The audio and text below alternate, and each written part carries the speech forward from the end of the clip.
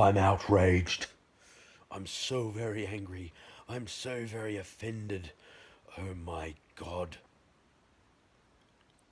My stereo is fluoro green. As an avid lover of science fiction, I am so very angry. My favorite alien species is green, and they insult that alien species by turning that color into a stereo. Oh, you wait. You just wait. I'm going to tell the newspapers. I'm going to make a scene. You'll all know my name. G'day, guys, it's Googs. The reason I'm laughing is because this moral outrage that we're seeing right now, and that's all it is one of the worst cases of mass hysteria I think that we've ever experienced in our civilization. Perhaps except for maybe, if you look at America with the prohibition issues in the 1920s, maybe except for that. It's ridiculous. And I'm going to give you a great example of this, right? Antifa. Antifa, right? There's maybe around America 120,000 of them. Maybe. Oh, I'm just guessing here, but let's just say that's about the ballpark. And the alt-right, let's just say there's a little bit more, maybe 150,000 if you include the people who pretend to be Nazis. We call them neo-Nazis. And trust me on this one, if you put neo in front of a title, the description ain't the title. New Nazis. There was only ever one group of Nazis, and they kind of all died out after World War II. Anybody else is larping violently. So they're not Nazis. The Ku Klux Klan, yeah, well, they're there. The Klan, yeah, okay, compared to what they were, say, this time last century, they're pugilists as well. They're just sitting there going, we're still here, aren't we important? And the same with Antifa. Most of them are university students and people and university lecturers and people who wouldn't know one end of a bloody sword from the other, to be realistic here, so you've got like 300, maybe 400,000 people on both of the extremes of politics in America right now. Out of what, 330, 340 million people? What the hell? This is a moral outrage. This really is. I mean, I did worry about it for a while. And now I'm realising what's going on here a little bit more clearly. As time progresses, you tend to do these things, right? So, I'm old enough to remember the satanic panic of the 80s. That is, people like Pippa Gore, okay, over in America, and people like that coming out. And it happened here in Australia too. It reached Australia through televangelists and the midday show, which was a must-see for all women who were at home, because the 80s was a completely different time to now. Not saying that women didn't work, but there were a lot of women who didn't. Still the nuclear family was still a thing, largely speaking.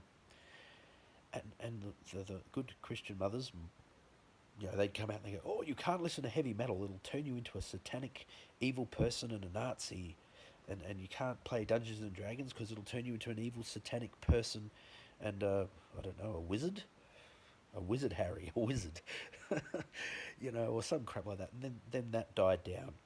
It did bring in the ESRB, which pretty much every country has now, which is the rating system used for TV content, radio content, CDs, music, all that sort of crap.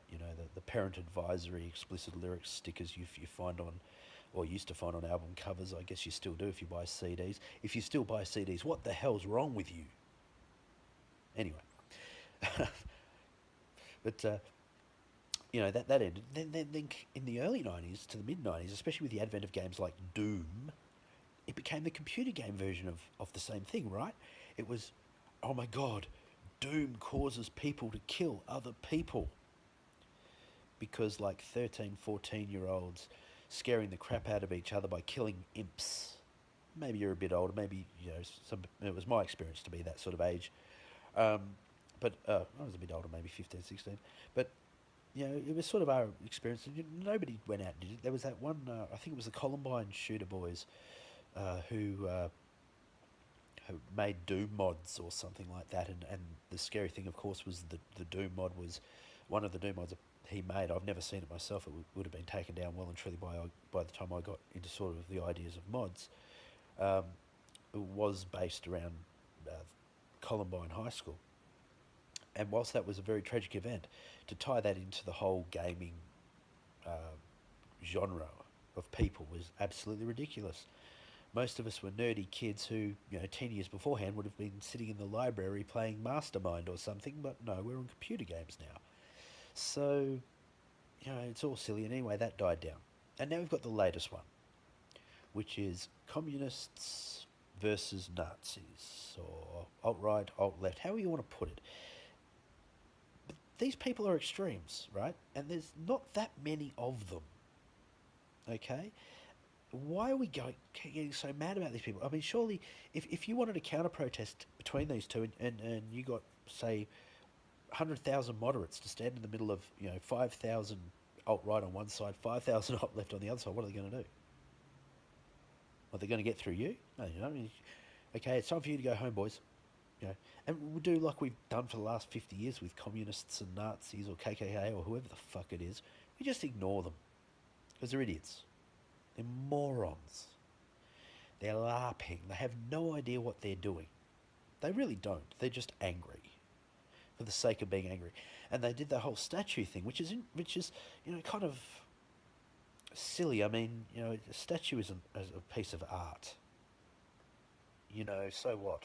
Who cares? Oh, it's Robert E. Lee or whatever his name was. And you've walked past it 2,000 times or 10,000 times before. Why is it suddenly an issue? Oh, because something to do with the Deep South and Confederacy, who lost the fucking war anyway. You know, wow. A civil war, that is. And now sort of that the moral outrage now about statues has moved to this country. Captain Cook, discoverer of Australia. And people have tagged it with, changed the date about Australia the 26th. And it makes you giggle. It really does, because it's like they tie that in with change the date, which is January the 26th, right? It refers to somewhere between the 24th and the 8th of February in 1788 at Sydney Cove, Botany Bay, the First Fleet landed. We're not even sure of the exact date. That wasn't Captain Cook. January the 25th has nothing to do with Captain Cook. Australia Day is nothing to do with Captain Cook because he didn't settle Australia on behalf of the British. He explored it. And the other thing is, even if you want to do the discovery route, okay, that's fine, except for the fact that he discovered it for the rest of the world that wasn't already here. Okay, so we became aware of it, even though there had been other ships that have seen the coast. He was the first one to really say, no, there is a landmass here and this is what it's about, and send it back to England. Then France knew about it, Spain, Italy, blah, blah, blah, blah, blah. And this whole idea that the Aboriginals discovered Australia is a bit ridiculous too, and very redundant. I mean, just think about it like this. To be an Aboriginal of Australia means you have to be born on the continent, right? So the first people who came to Australia, who became the Aboriginal people, weren't Aboriginal to start with. They were from somewhere else. They came to this land, they discovered this land, but it wasn't until the first generation that was born in this country that they became Aboriginal to this country. So the first people to discover this country weren't Aboriginals of Australia. They were Aboriginal of somewhere else. Whichever way they came from. It might have been Papua New Guinea or Indonesia or who knows. But they weren't Aboriginals if they came here. Okay, if you have to come here, the descendants of those people are not the same as the people of that place. That's like saying, I'm British because I've got British ancestry. That's just stupid. I'm an Australian.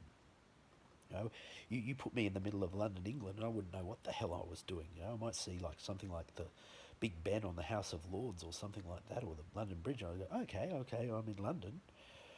Now what? Oh, look, there's a nice double-decker red bus. I'm lost. Why? Wouldn't have a clue. I'm not English.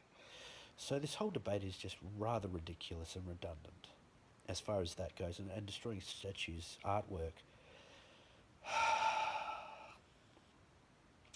Pathetic. So please stop doing it. if you're going to have a reasonable, rational discussion about this instead of going rioting and destroying property, cool, let's have a discussion. If you're just going to riot and destroy property, up your ass.